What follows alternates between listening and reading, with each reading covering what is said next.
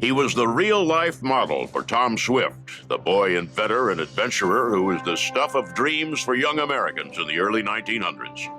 He raced motorcycles and was the only person in history to hold at the same time the world speed record on both land and in the air. He turned aviation into a viable business, and his success so infuriated Orville and Wilbur Wright that they sued him for patent infringement. The suit barely slowed him down. By the time he'd retired, he'd manufactured more aircraft than anyone in the world. He is Beinn Curtiss, and he is a legend of air power. Glenn Hammond Curtiss was born in Hammondsport, New York on May 21st, 1878. His father and grandfather both died when he was very young, and Curtiss spent the rest of his childhood shuttling back and forth between his mother and grandmother. The two were very different. Mother was artistic, she was flighty, she couldn't manage money, she painted, she played music, she went out ice skating, she had gentleman friends, she was an expert driver of horses. Grandma was very hardworking, very practical, she knew how to get along with people. He worked as a newsboy and as a delivery boy for Western Union. His bicycle, acquired in large measure as a practical money-making tool, became something else entirely to him. It became the mechanism of his escape from his mother's world. He lived for a while in Rockstream with his mother, but he really wanted to be with his grandmother in Hammondsport. So that was down a slope and across a valley and up the ridge and then down the other slope. And he bicycled there, and it was speed, speed, speed that he wanted. As a teen, he built a small business repairing and selling bicycles, but it was the speed of riding that he really loved. He became a well-known bicyclist, racing champion of the Lower Lakes region of upstate New York. Then he saw his first motorcycle. He was amazed how fast it went, and he wanted one of his own. Buying a motorcycle, of course, wasn't possible. He had little money, and motorcycles, which were an experimental technology at the time, weren't easily available. He decided to build one of his own. Curtiss converted a bicycle frame and ordered a one-cylinder engine from the Thomas Company. And when it arrived, he discovered that it was little more than a box of rough parts. There was no carburetor and few instructions. With the help of a local machine shop, he built a carburetor, put the engine together, and fastened it to the bicycle frame. When he took it out for a test, the whole town of Hammondsport turned out to see what the noise was all about. The engine alone weighed 180 pounds, and as he was demonstrating his motorbike, he lost control of it and had to jump off before he careened into a lake. He learned how to ride it and made enough of an impression on the people of Hammondsport that friends and local businessmen put up the money for Curtiss to go into the motorcycle business. In 1902, he opened the G.H. Curtiss Manufacturing Company, building and selling the Hercules motorcycle that he designed. He tested the motorcycles himself, pushing the speed higher and higher, and inventing technology that allowed the bikes to be lighter and more maneuverable. In 1903, he created the V-Twin, the first two-cylinder motorcycle in the United States. He took it down to New York City, and he went into a hill climbing race and just demolished the opposition, including professional racers on chain-driven Indian motorcycles. Then he tore across town to Yonkers, jumped into a 10-mile race, won the race, set a new world speed record, and became American amateur champion, all on the same day. His exploits inspired a series of books for young boys. The books were about Tom Swift, a boy adventurer and inventor who bore a striking resemblance to Curtiss. Tom was a young inventor who had his own factory on the shores of Lake Carlopa in upstate New York. Glenn was a young inventor who had his own factory on the shores of Lake Keuka in upstate New York. Both of them were racers. Both of them started out in motorcycles. So especially in the first few books, it's pretty clear that a lot of the immediate inspiration, anyhow, is the character of Beinn Curtiss. While Curtiss experimented with motorcycles, on the dunes of North Carolina, Orville and Wilbur Wright were experimenting with airplanes. In late 1903, they flew. But concerned that others would steal their design, they applied for a patent and hid their plane away. All over the country, however, inventors with different visions were building and testing aircraft.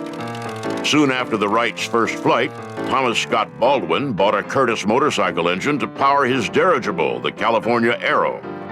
That transaction seems to have kindled in Curtiss an interest in aviation. He worked with Baldwin on several other designs, building lighter and lighter engines for Baldwin's blimps.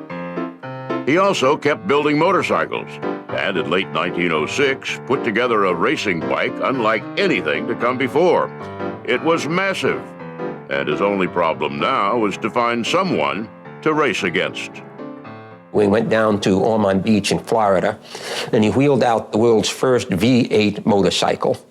He put in it a V8 engine he had created for a dirigible. And the officials there said, well, Glenn, this is obviously is not a standard machine, so we can't let you race, but we will give you an official time test. He revved the machine up, got a rolling start, and covered the mile between the starting and finish lines in just over 26 seconds. His speed, 136.36 miles per hour. He was literally the fastest man on Earth. Not even a locomotive had ever done the mile in that short a time. And it took him another mile to come to a halt after that. So by that time, he was a pretty well-known person, at least if you were interested in speed and mechanics and things like that. Newspapers around the world covered the astounding achievement. Glenn Curtiss, who'd fallen in love with speed while riding a bicycle to his grandmother's house, had gone faster than anyone had ever gone before. Faster even than the fastest locomotive. The only way he was going to go any faster was to do it in the air. 4 years after the Wright brothers first flew, the world of aviation was like a gold rush. Everyone wanted in, though no one knew for sure what the results were going to be. One of those suddenly interested in flying was Alexander Graham Bell, inventor of the telephone.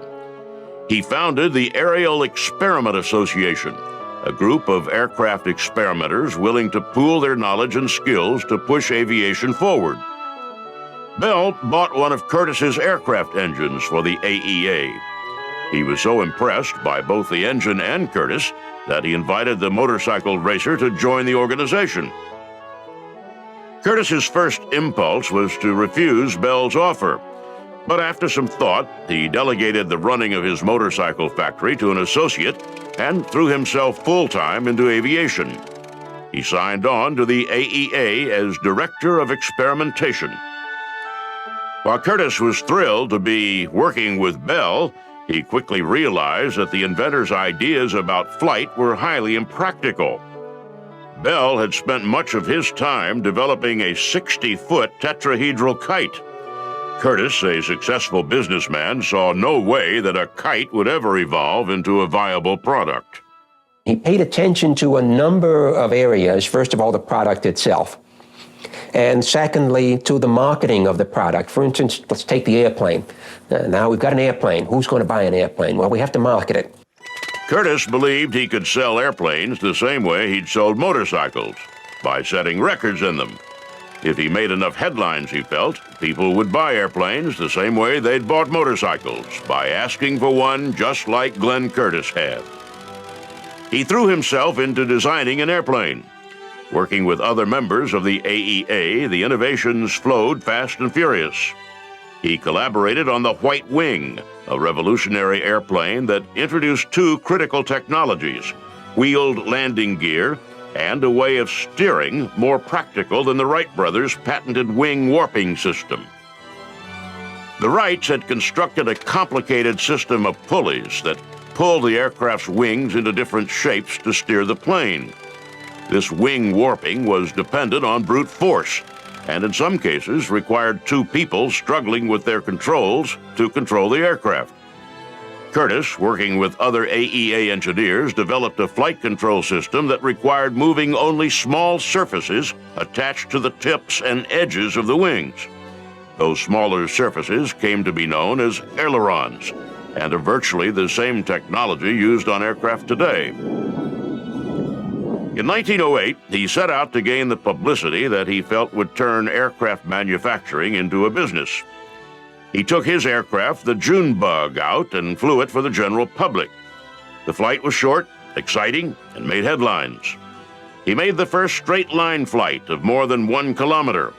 He became the highest-profile pilot and advocate of flight. And by 1909, he'd outgrown the AEA and set out on his own. He continued with his research, unsuccessfully testing a prototype seaplane, for example, but spent most of his time entering and winning various flying contests. His publicity-centered business strategy infuriated the Wrights, who felt he was usurping their rightful role as the leaders in aviation. They bristled every time he won another headline and fumed when he received recognition they thought should have been their own. But Curtiss kept going. He won the Scientific American Trophy for circular flight and made the first airplane flight in Canada. He became the first licensed aircraft manufacturer and sold the first private aircraft in the United States. And when he went to France to race against a Wright flyer, he set a new world airspeed record. While he was there, the Wright brothers sued him, and they deliberately timed the suit for his presence at the meet because they wanted to send a message to everybody in the aviation community. And they were charging him with infringement of their patent. Even though his airplane was very, very different from the Wrights' airplane, and in fact superior to the Wrights' airplane, they claimed that their patent should be interpreted broadly. Suddenly, Curtiss's embryonic aviation business was in trouble. Customers stopped buying planes because they were worried that the Wrights would sue them too. Legal fees ate into his capital. Desperate, Curtiss risked his life answering a newspaper's challenge to aviators. Fly from Albany, the capital of New York State, down the Hudson Valley to New York City in one day and collect a $10,000 prize. All along the route, people poured out of houses to see Curtiss's plane. They waved, ran along the roads below him, rang church bells, and blew fire whistles. The trip proved that aircraft could fly dependably between distant points. The public reaction proved Curtiss the leading aviator of his time. The $10,000 newspaper prize kept his business alive.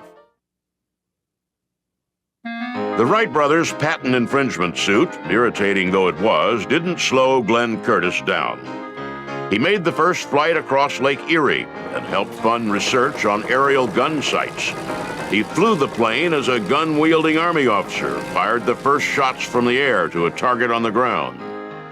Curtiss's escapades were more than mere stunts. Militaries around the world were considering adding aircraft to their arsenals, and Curtiss wanted that business. There was, he knew, much more at stake than just a few dozen airplane orders.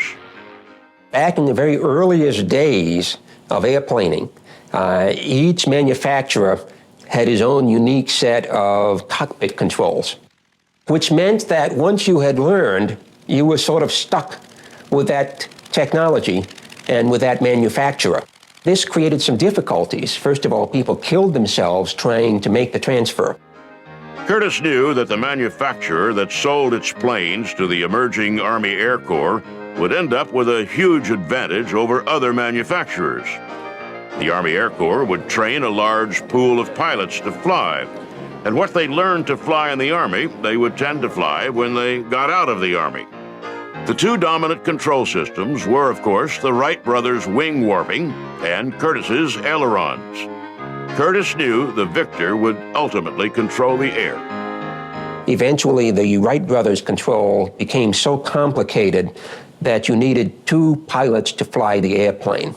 And they each had a separate set of controls and a separate set of things that they did. The Air Corps settled on Curtiss's airplanes and bought a handful to train pilots with. Though the Wright brothers' lawsuit continued, Curtiss's aircraft manufacturing business was secure. Curtiss trained the first American female pilot, Blanche Stewart Scott, and himself received the first pilot's license issued in the United States. When the Navy got interested in aviation, Curtiss earned the title the father of naval aviation, by inventing the technology that made naval aviation possible. Eugene Ely, a Curtiss pilot in a Curtiss plane, made the first takeoff from a ship near Hampton Roads, Virginia. In late 1911, Ely made the first landing on the deck of a ship in San Francisco Bay. Ely took off from the shore, circled around, and then came in for landing on this very short deck.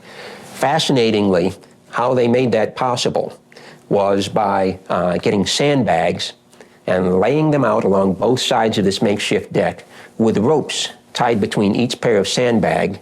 And the very first time somebody landed on the deck of a ship, he used a tail hook and caught those ropes and slowed himself down, just as is done today. And a few minutes later, they turned the airplane around, Ely took off, and landed safely ashore. Curtiss trained the first naval aviators and revived an earlier failed experiment by building an airplane that could take off and land on the water. On January 26, 1911, a Navy pilot trained by Curtiss took off in the first successful seaplane flight. A few weeks later, Curtiss outfitted his seaplane with retractable wheels, allowing it to land on runways.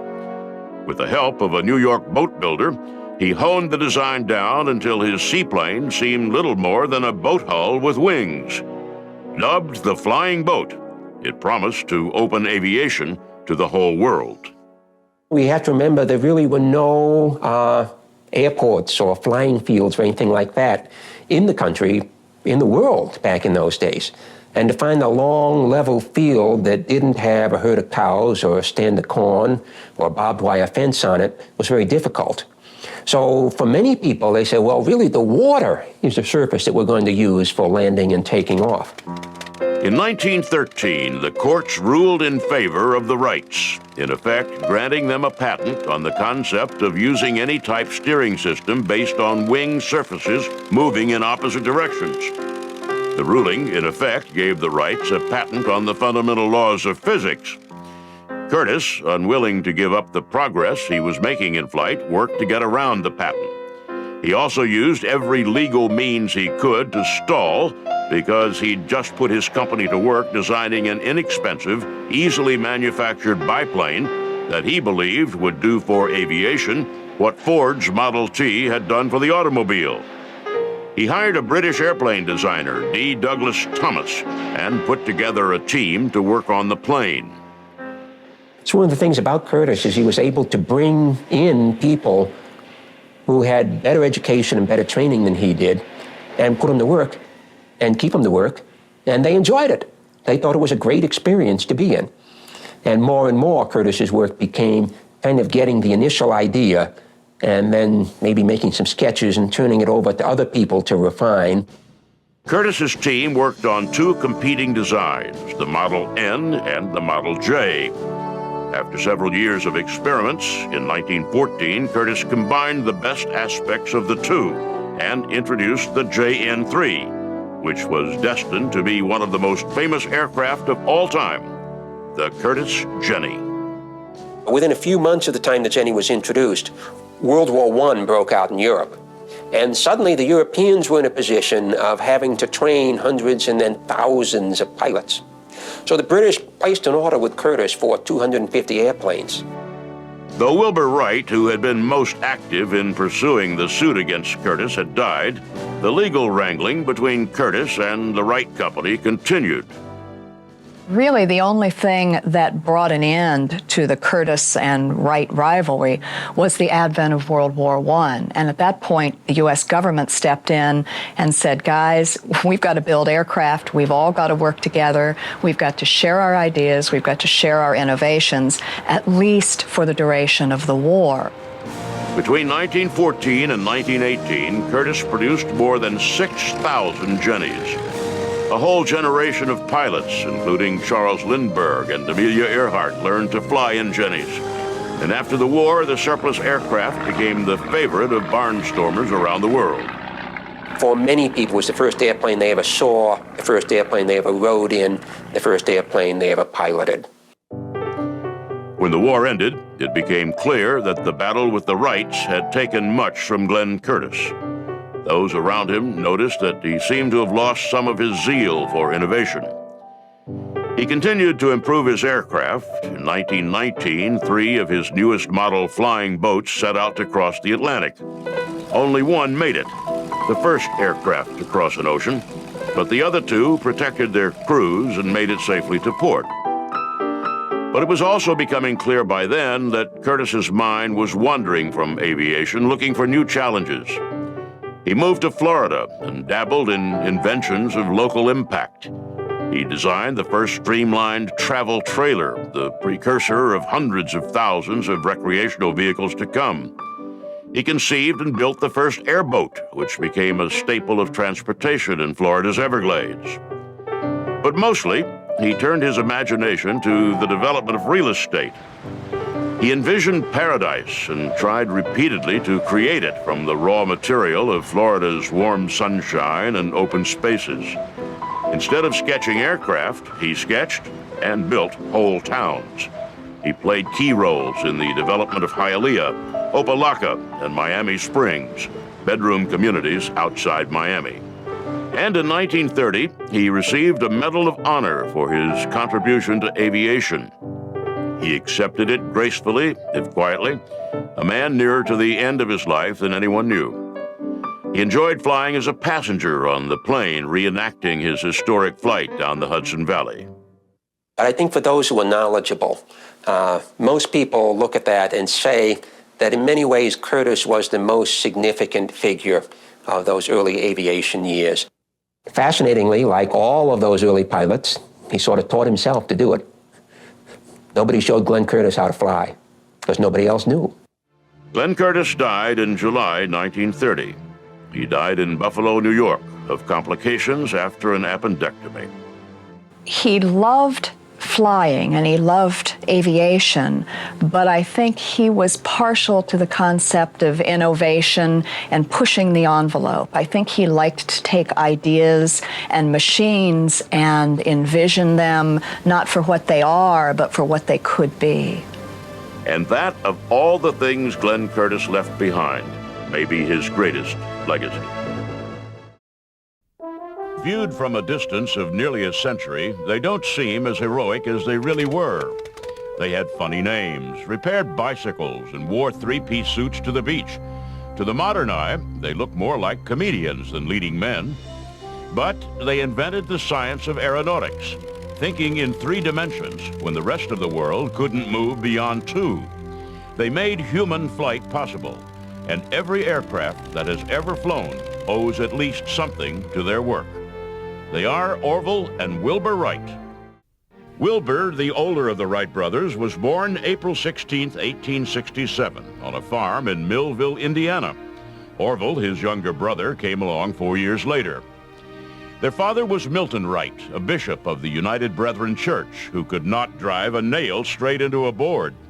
It's really no surprise, then, that the Wrights attributed their engineering aptitude to their mother, Susan Kerner Wright, a shy woman who happily assisted them in the design and construction of numerous childhood projects. For all their similarities, the Wright brothers also were a study in contrasts. Wilbur was so shy as to be almost silent in public. He seemed truly happy only when dismantling something mechanical. Orville, on the other hand, was relatively impulsive. He was the idea generator, always coming up with the next project, and something of a dandy. Together, the two formed a well-balanced whole. Orville brought passion and energy, Wilbur persistence and determination. The Wrights' tinkering was accompanied from a very young age by a strong entrepreneurial streak. Orville built kites and sold them to classmates. Wilbur, who worked for the publisher of a church newspaper, invented a machine that automated the folding of papers for mailing.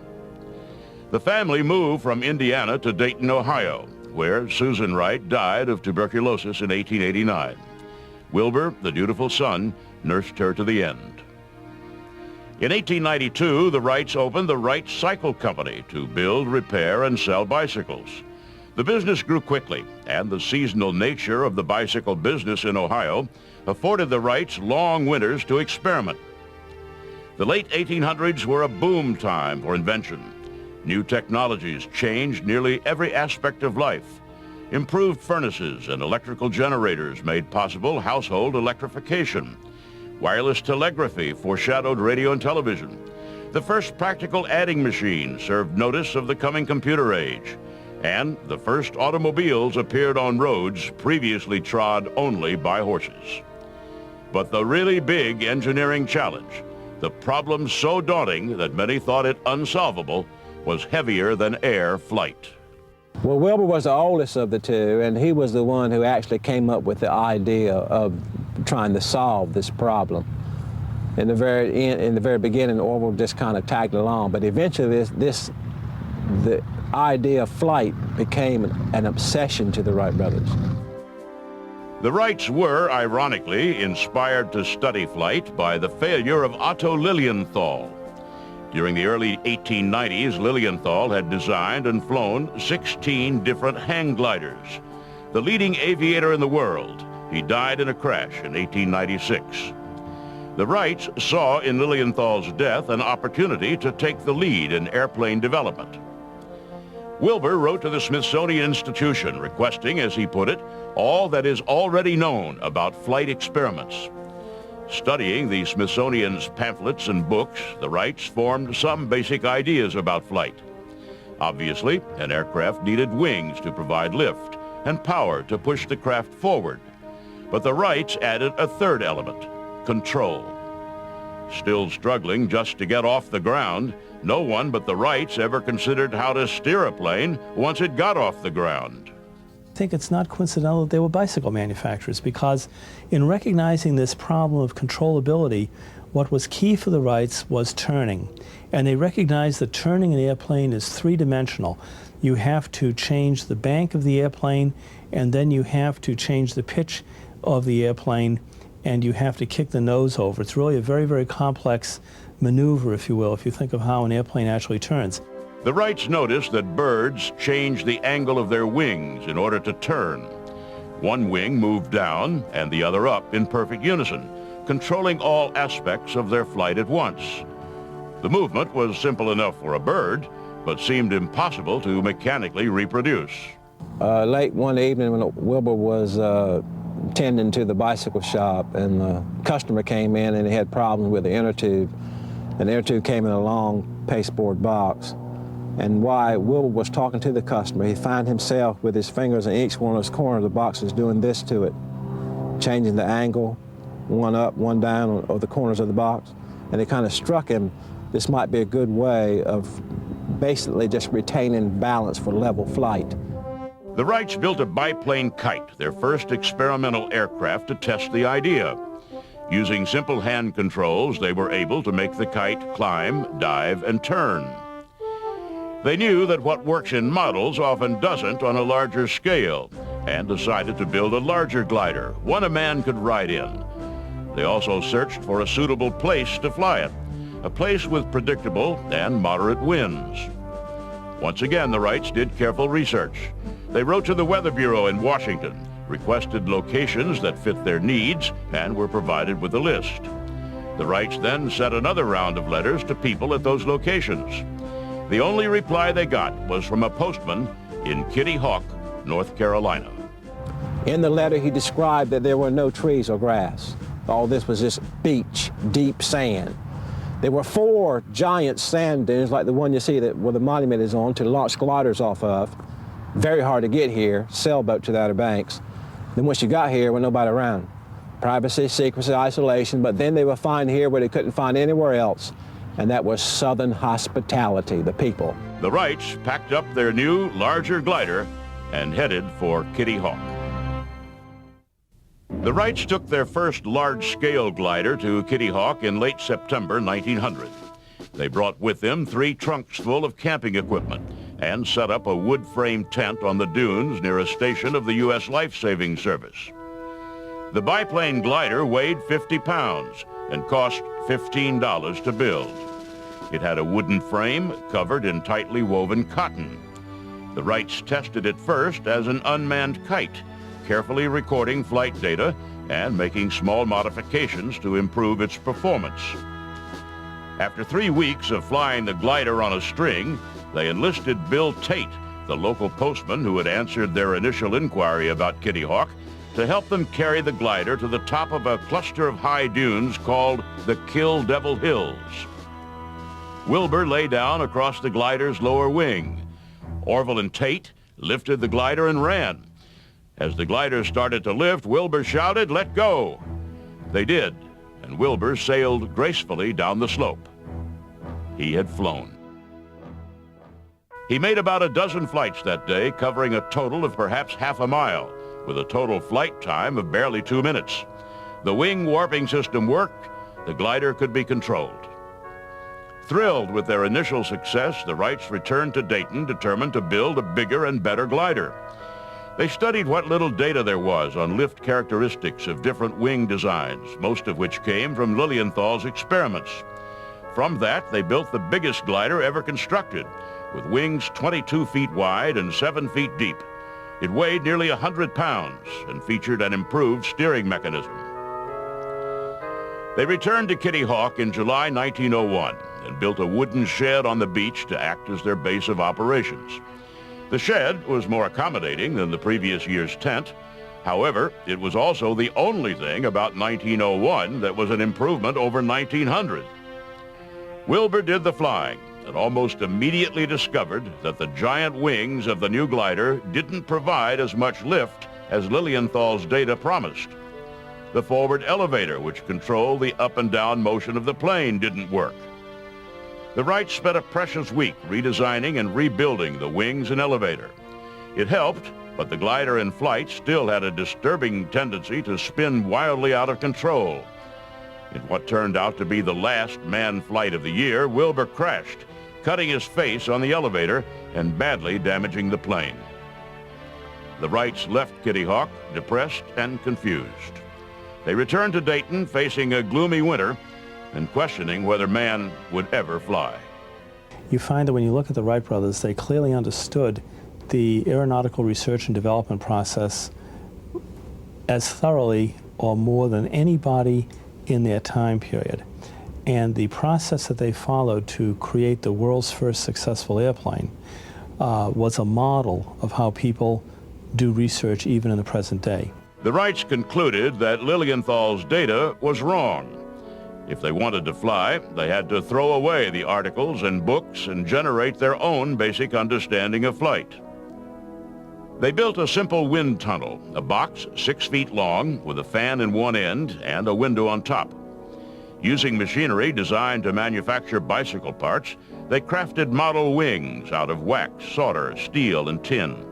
They tested different shapes and spent painstaking hours documenting the minutiae of aerodynamics. They became aware of the entire theoretical underpinnings of flight. They studied and read widely. They created specialized test equipment to validate some of their own ideas, particularly ideas on controllability. The 1902 glider looked more like a modern airplane than anything to come before it. The wings were flatter, longer, and not as deep as the 1901 model. There were stabilizers in the rear to balance the front elevator and keep the plane from side-slipping. In late summer, the Wrights returned to Kitty Hawk and spent the first few weeks building a large hangar. They improved their living quarters, which took on decidedly homey characteristics in anticipation of a long stay.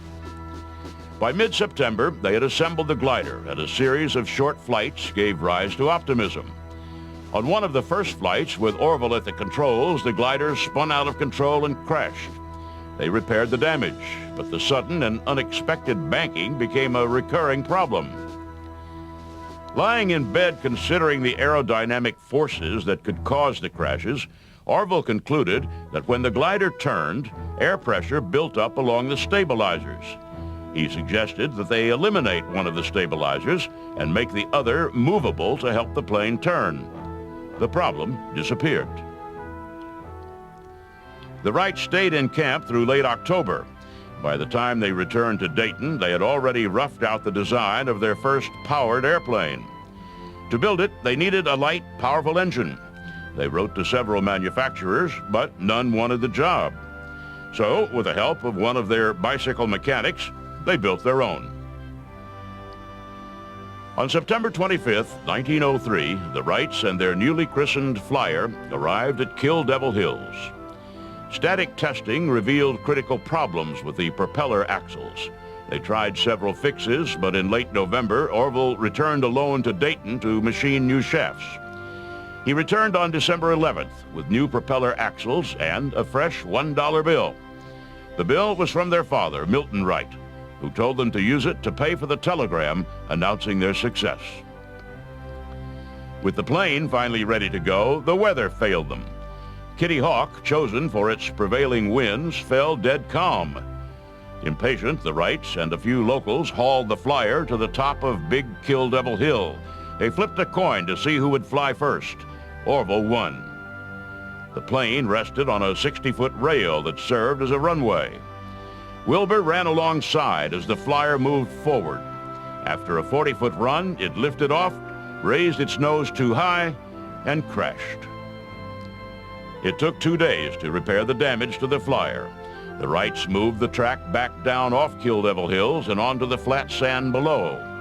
The prevailing winds returned, and on December 17th, they tried again. This time, it was Wilbur's turn. He slid into place atop the bottom wing. Orville stood alongside. Facing a 27-mile-an-hour wind, they started the engine. The plane moved slowly forward. After 40 feet on flat ground under its own power, the flyer lifted off. It stayed in the air for 12 seconds before settling into the sand 120 feet away. The first powered, sustained, controlled flight had been achieved. They moved the plane back to the rail and Orville took the controls. He too flew 13 seconds, 175 feet. Then Wilbur, 15 seconds, 200 feet. Finally, Orville, 59 seconds, covering 852 feet. The frame of the plane cracked on landing. Man's first day of flight had come to an end. With the plane safely stored in its hangar, Wilbur and Orville walked 4 miles up the beach to the Weather Bureau station at Kitty Hawk. They sent a telegram to their father. "Inform press," the telegram said. Their brother, Lorne, when they got the telegram in Dayton, went down to the local newspaper, and the local editor read 59 seconds. He said if it had been 59 minutes, it might be newsworthy. The next day in the newspaper, the only thing was mentioned is that the Wright boys will be home for Christmas. Talking about the story of the century. The Wright brothers were not naive idealists. As they had turned their tinkering into small businesses when they were boys, after their first flight at Kitty Hawk, they worked to turn their test craft into a practical flying device. Working at Huffman Prairie, a 100-acre pasture outside Dayton, the Wrights made more than 80 flights in 1904, testing and revising not just their technology, but also their technique. Theoretically, the machine with the fuel capacity was capable of flying about 8 miles, but they had no skill. So the reason they got better each time they tried, they just increased on their abilities and their skill as being pilots. On September 15th, 1904, Wilbur made the first complete circle of the field. In November, he flew 4 circles around Huffman Prairie, staying in the air for 5 full minutes. In the spring of 1905, the Wrights built the Flyer 3, which featured improved flight controls. That summer, they flew more than 40 successful flights. The longest lasted 39 minutes and covered more than 24 miles. The Wrights' test flights turned Huffman Prairie into a significant attraction. The crowds, while gratifying, made the brothers nervous, since they had applied for but had not been granted a patent on their wing warping system. Now, everything that makes the airplane turn is right in front of you. There's nothing inside the wings or anything like that.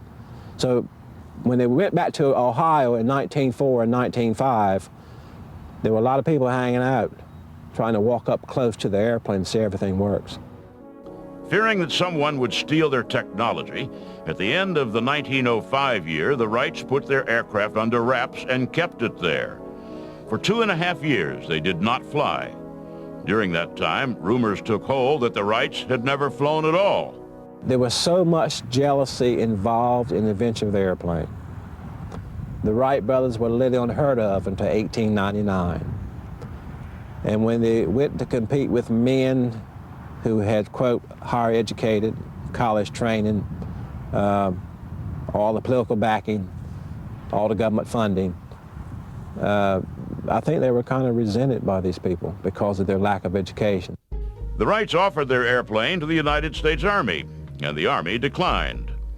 The government had spent more than $70,000 on Samuel Langley's failed experiments, and the idea that a couple of bicycle repairmen from Dayton could succeed where the respected Langley had failed seemed absurd. The Wrights persisted. They offered to meet strict specifications if the Army would agree in advance to buy a Wright flyer if they succeeded. The Army refused to sign a contract until it had seen the plane fly. The Wrights wouldn't fly without the contract. The Wrights continued to work behind closed doors. Without ever testing it, they designed and built the Type A flyer. In the Type A, the pilot sat upright, and a second seat allowed the plane to carry a passenger. In February 1908, the Army relented and gave the Wrights a contract to deliver an aircraft that could meet what seemed at the time impossible specifications. The plane had to be capable of carrying 2 men 125 miles at an average speed above 40 miles an hour. A month later, the Wrights signed a second contract with a French company to manufacture flyers in Europe. Only then did the Wrights return to flight. Still concerned about protecting their technology, they returned to Kitty Hawk. Once again in splendid isolation, they practiced in a modified 1905 flyer, carrying as a passenger a mechanic who had accompanied them from Dayton. At the end of May, Orville returned to Dayton to prepare a Type A flyer for the Army demonstration. Wilbur set sail for France to prepare for demonstration flights there. The Europeans greeted Wilbur with suspicion. On August 8th, in front of a sparse crowd at a small racetrack near Le Mans, Wilbur took off. He circled the track twice and landed smoothly. The flight lasted less than 2 minutes, and the French had never seen anything like it. It was a mix of admiration, disappointment, shock, almost disbelief. They were measuring flights in terms of yards and meters of length, and here were the Wrights able to produce an airplane that could literally turn figure eights, stay aloft for at least a half hour or much longer than that, exhibit perfect controllability. Every day, the crowd grew larger. In 6 months, Wilbur made 100 flights and carried more than 60 passengers. He and his airplane became a sensation. While Wilbur was knocking them dead in Paris, Orville staged the first demonstration flight for the Army. On September 3rd, 1908, at Fort Myer, he took an Army officer up for a jaunt around the base parade grounds. For 2 weeks, on opposite sides of the ocean, the two brothers seemed in a kind of competition for who could make the longest flight, who could take up the most passengers, who could draw the largest crowd. On September 17th, the competition ended. Orville, flying with Lieutenant Thomas Selfridge as his passenger, crashed. Wreckage pinned pilot and passenger to the ground. Orville suffered a fractured thigh, cracked ribs, scalp wounds, and back injuries. Selfridge died, becoming the first fatality in the new era of powered flight. 4 days later, flying over France, Wilbur set the world flight endurance record, 1 hour and 31 minutes. This, he said as he got out of the plane, will cheer Orville up. It's sad that after 1909, 1910 time period, we see the Wrights really drop out of the aeronautics business. Wilbur, of course, dies in 1912. But one has the feeling that the Wrights really had reached the end of their creative tether, if you will. The Wrights flew a few public stunts, including a flight up the Hudson River in New York City.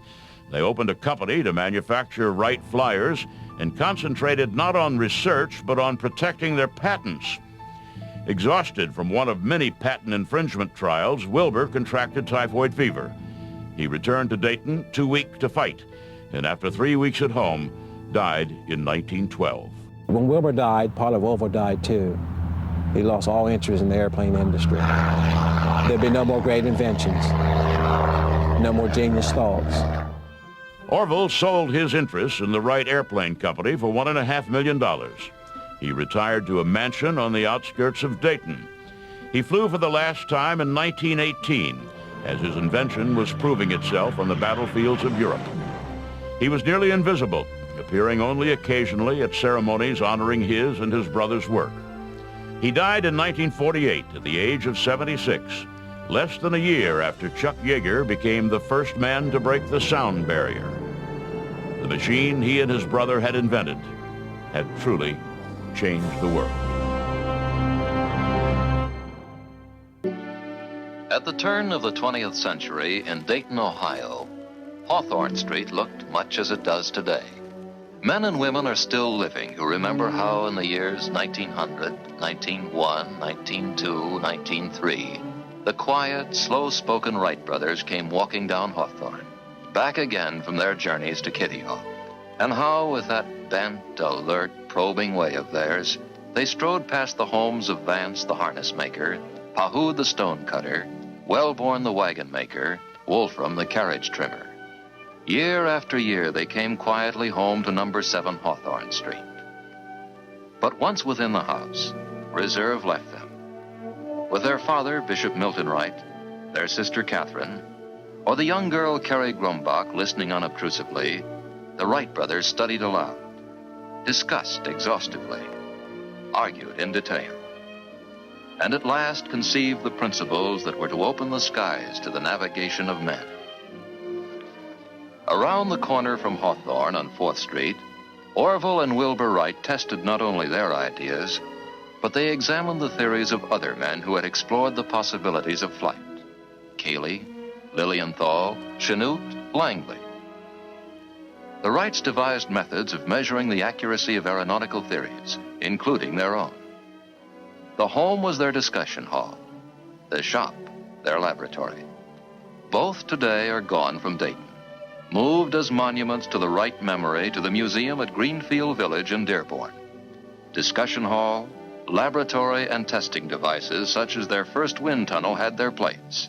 But the Wrights at once had recognized an axiom of aviation that still endures. Proof must come in the air. On this windswept beach in 1900, 1901, and 1902, they tested gliders they had built. They taught themselves to be pilots of a high order. They were critical men, but at last, their 1902 model pleased them. They flew it farther and with better control than any other glider that man had ever devised. They came back from Kitty Hawk in 1902 with the knowledge that they had solved flight's paramount secret, control. And in the spring of 1903, they designed a 4-cylinder engine and fashioned 2 propellers. When they next went to Kitty Hawk, they flew. On December 17, 1903, Orville and Wilbur Wright made man's first 4 controlled flights in a powered airplane. That day, they lifted the world into a new dimension.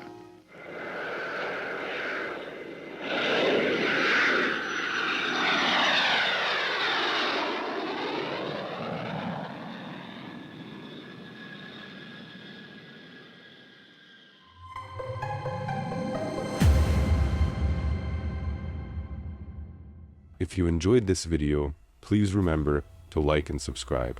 And as always, thank you for watching.